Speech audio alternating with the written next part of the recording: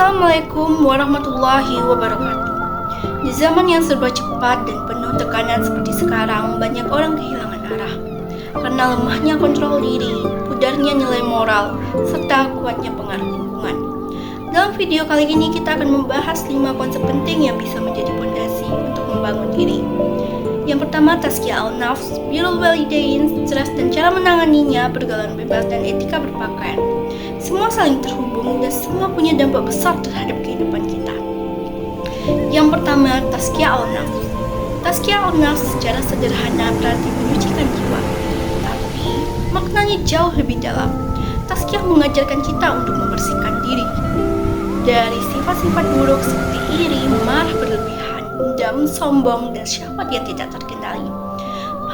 Pada saat yang sama pula, tazkiyah membentuk sifat-sifat baik dalam diri kita: sabar, ikhlas, jujur, amanah, dan rasa malu. Proses ini tidak terjadi dalam semalam. Ia membutuhkan latihan. Ibarat kita membersihkan kaca, semakin sering dibersihkan, semakin jernih pula pantulannya. Dalam melakukan tazkiyah, kita bisa melalui muhasabah, yaitu mengevaluasi diri kita setiap hari. Bisa juga melalui muraqabah, yaitu merasa selalu diawasi Allah, sehingga kita lebih hati-hati dalam bertindak. Zikir, sholat, puasa, dan membaca Al-Quran juga menjadi bagian penting dari proses pembersihan jiwa.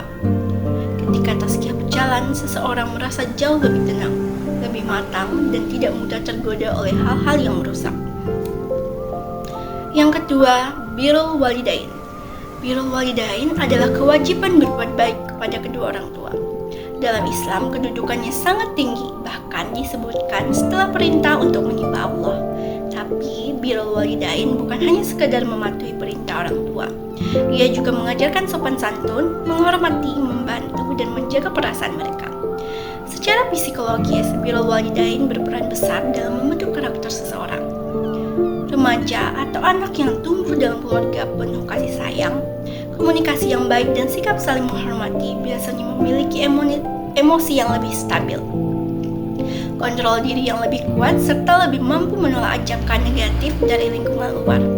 Sebaliknya, ketika hubungan anak dan orang tua penuh konflik, kurang perhatian, atau sering terjadi pertengkaran, anak cenderung mudah stres, mencari pelarian, dan lebih rentan terlibat dalam perilaku berisiko seperti pergaulan bebas. Artinya, birrul walidain bukan hanya perintah agama, tetapi juga faktor pelindung yang sangat kuat bagi kesehatan mental dan moral. Yang ketiga, stres dan penanggulangannya. Stres adalah bagian dari hidup.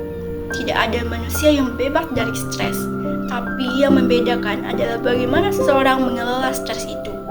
Dalam perspektif psikologi, stres muncul saat tuntunan hidup lebih besar dari kemampuan seseorang untuk menghadapinya. Bisa karena masalah keluarga, tugas sekolah, tekanan pekerjaan, lingkungan pertemanan, hingga media sosial. Dari perspektif Islam, stres juga bisa muncul ketika hati mulai jauh dari ketenangan spiritual. Ketika tazkiyah melemah, hati menjadi lebih cepat gelisah, lebih mudah marah, dan lebih sulit mengontrol diri. Dampaknya bisa beragam, seperti sulit tidur, sulit fokus, emosi tidak stabil, menurunnya motivasi, hingga munculnya perilaku impulsif. Banyak orang yang akhirnya mencari pelarian dengan cara-cara yang merusak diri, seperti merokok, mabuk, bahkan terlibat pergaulan bebas. Penanggulangannya harus menyeluruh. Dari sisi psikologis, kita bisa lakukan manajemen waktu, memperbaiki pola tidur, olahraga, dan relaksasi. Kalau dari sisi spiritual, kita bisa memperbanyak ibadah seperti puasa, membaca Al-Quran, zikir, dan melakukan hal-hal baik lainnya. Yang keempat, pergaulan bebas dan zina.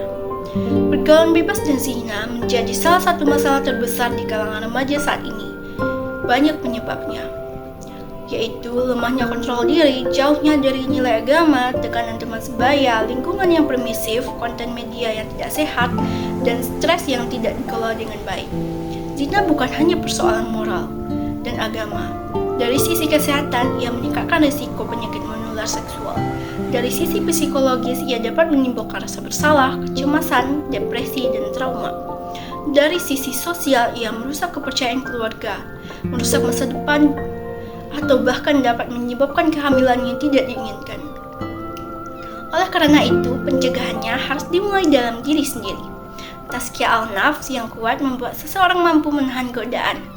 Birrul walidain memperkuat kasih sayang dan perhatian keluarga, sehingga anak merasa diperhatikan dan tidak mencari pelarian keluar. Pengelolaan stres membuat seseorang tidak mudah mengambil keputusan impulsif. Lingkungan yang baik dan pertemanan yang sehat juga sangat penting. Teman yang baik akan mengajak ke perilaku yang baik juga. Nah, yang terakhir, etika berpakaian. Etika berpakaian adalah bagian penting dari identitas seorang muslim. Pakaian bukan sekedar penutup tubuh, tetapi juga cerminan akhlak dan cara kita menjaga penghormatan diri. Dalam Islam, pakaian dianjurkan menutup aurat tidak ketat, tidak transparan, dan tidak berlebihan. Tujuannya bukan membatasi kebebasan dan ekspresi diri, tapi melindungi diri dari fitnah, menjaga hati, serta membangun rasa malu. Semua itu merupakan salah satu cabang iman. Berpakaian sopan juga menjadi bentuk pencegahan pergaulan bebas. Dengan menutup diri secara benar, seseorang mengurangi rangsangan visual yang bisa memicu godaan atau perhatian yang tidak diinginkan. Etika berpakaian bukan hanya soal penampilan luar, tetapi bagian dari proses tazkiyah, karena ia mengajarkan disiplin, kesederhanaan, dan rasa hormat terhadap diri sendiri.